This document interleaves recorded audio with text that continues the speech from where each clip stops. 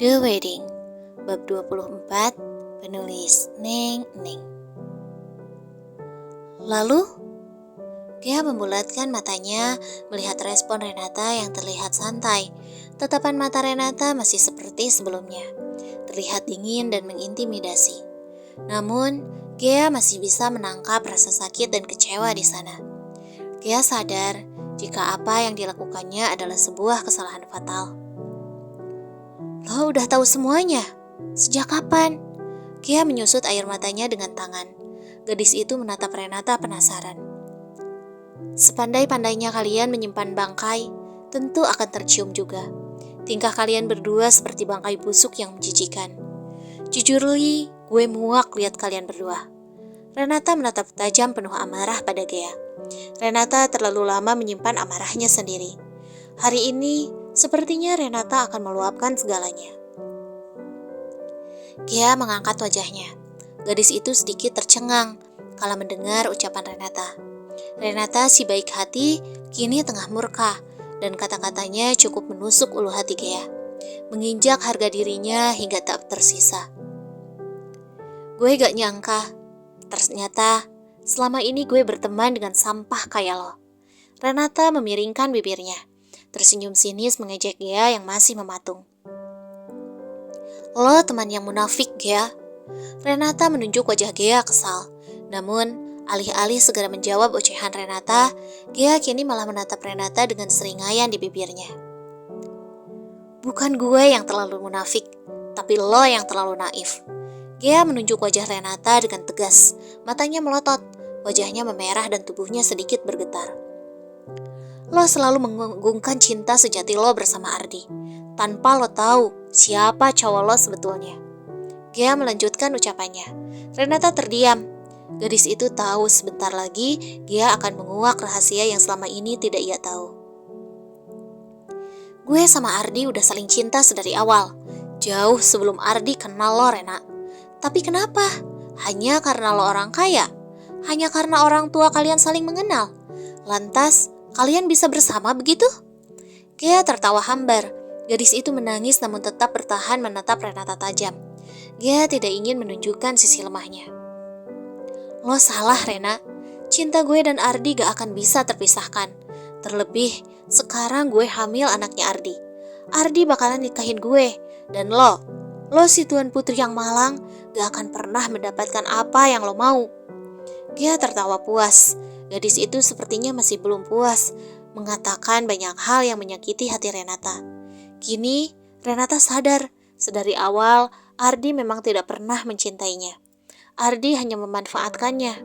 Pertunangannya terjadi dengan lancar hanya karena keluarga mereka bisa bekerja sama dalam urusan pekerjaan.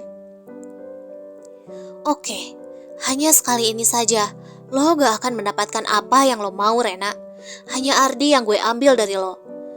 Enggak, gue gak pernah ambil Ardi. Lo yang ambil Ardi dari gue. Lo maksa tunangan sama dia, hingga membuat dia terpaksa tunangan sama lo. Sebetulnya, selama ini, selalu lo yang ambil semua dari gue. Prestasi. Jadi perempuan paling famous di kampus. Jadi gadis paling cantik di kelas. Semuanya lo ambil termasuk Ardi. Padahal, semuanya harusnya jadi milik gue. Iya kan? Gue lebih cantik dari lo. Dan Ardi mengakui itu. Gea tertawa lagi. Gea, lo... Renata ingin menyangkal ucapan Gea. Namun Gea kembali menunjuk wajah Renata. Jangan hanya karena lo punya kuasa dan punya harta, lo bisa ambil semuanya dari gue, Rena. Bagi gue, lo gak lebih dari anak manja yang berlindung di ketiak orang tuanya. Bahkan, hanya untuk urusan Ardi. Lo gunain keluarga lo biar semuanya lancar. Cuy, gue muak sama lo.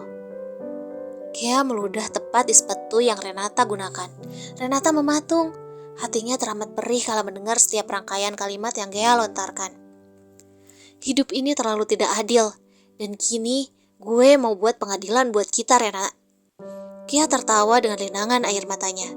Sekarang gue ngerti kenapa persahabatan kita bisa terjalin.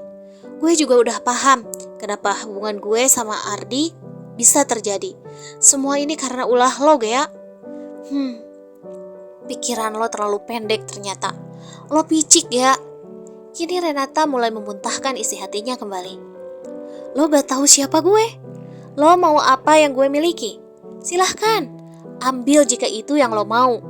Namun, satu hal yang pasti, pastikan setelah semuanya lo miliki, lo gak akan pernah menyesal karena sudah mengkhianati gue. Renata melangkahkan kakinya melewati tubuh Gea yang masih berdiri tegak. Sial, gue gak pernah nyesel punya teman bangsat kayak lo. Tapi gue kecewa karena sikap lo yang anggap gue terlalu remeh. Renata benar-benar pergi. Gadis itu meninggalkan Gea yang kini tengah meluruhkan tubuhnya di lantai. Gea menangis terseduh. Gea tahu jika mulai hari di mana dia bermain api bersama Ardi, maka di sanalah akhir dari hidup damainya. Renata berjalan sempoyongan menuju parkiran. Sapaan dari beberapa teman yang menyapanya, Renata abaikan. Renata terlalu fokus dengan rasa sakit yang bergerogoti hatinya. Kenapa harus sesakit ini, Tuhan? Renata bergumam lirih, dan dadanya terasa sakit. Ternyata, Gea tidak pernah tulus berteman dengannya. Ternyata, Ardi terpaksa harus bersamanya. Kenapa semua harus terjadi pada Renata? Rena, are you okay? Kiana datang menghampiri. Gadis itu sudah menunggu sejak tadi, menerka-nerka apa yang terjadi. Kia, gue rasanya mau mati. Rasanya terlalu sakit. Rena menepuk dadanya berulang kali. Rena, tenangin diri lo. Ayo masuk mobil gue aja. Kiana membuka pintu mobilnya, membantu Renata yang lemah untuk duduk. Rena, tenangin diri lo. Ayo minum dulu. Kiana memberikan sebotol air mineral, lalu segera duduk di samping Renata. Kia, Renata menangis terseduh di samping sahabatnya. Rena, tenang. Kiana membawa Renata ke dalam pelukannya. Gadis itu merasa sakit melihat temannya menangis pilu. Kia hamil anaknya Ardi, Kia. Pecah sudah tangisan Renata. Gadis itu meraung pilu, membuat Kiana ikut meneteskan air mata dengan perasaan campur aduk. Sore itu di parkiran kampus menjadi saksi awal dari kehancuran hubungan sebuah persahabatan yang sudah dibina sejak lama. Apa? Kiana membelalakan matanya. Hubungan antara Gea dan Ardi, haruskah sampai sejauh itu? Haruskah sampai menghasilkan anak? Sebagai seorang wanita, tidakkah Gea merasa takut anaknya lahir di luar pernikahan? Terlebih status mereka kini sebagai mahasiswa. Gue mau mengakhiri semuanya, Kia. Renata masih terseduh-seduh. Gue sama Gea tidak bersahabat lagi. Gue mau memutuskan hubungan gue sama Ardi. Renata bicara dalam isakan. Tapi gue tahu persis sesayang apa lo sama Gea dan Ardi, Rena. Kiana menggelengkan kepalanya.